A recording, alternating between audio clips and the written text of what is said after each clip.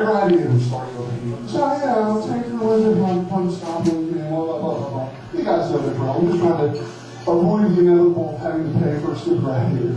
Well, this guy comes over and says, oh yeah. He's like, what you gotta do?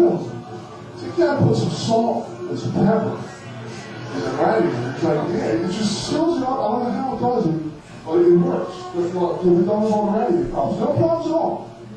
That's stupid fuck I am. I actually listen to this carefully.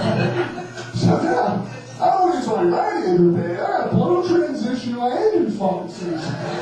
All because this jackass told me to turn my radiator into a goddamn garden salad. You gotta be fucking kidding me. Folks, we got a great show for you tonight. I'm just gonna lay this out there for you right now. If anybody gets offended easily, I'm not responsible for acts of mayo. We'll find about that a little bit later. I'm off the hook. I'm giving you a disclaimer right now. I'm not responsible for that. So when he comes out there, that's wrong. But now, we got two great comedians for you. Our first comedian I'm introducing you to, actually, for those of you who don't know, a couple of years ago, I had the pleasure of meeting him at some dance squad with the Philadelphia 76ers. And when I was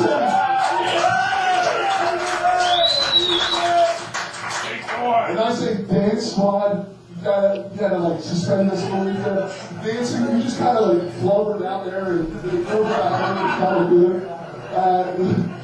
That's when I met this next gentleman. This name's Keith from up the block. Just to give you an interesting backstory.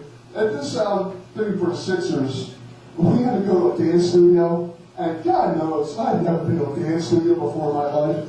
And it was over in Haverford, where good people live. Yeah. And Keith, we were happy neighbors at the time, so me and Keith carpooled over. All of a sudden I get pulled over. And my God, within 5 minutes, there's 6 cars behind us, 2 paddy wagons, 4 cops on horses. They got a fucking SWAT team overhead.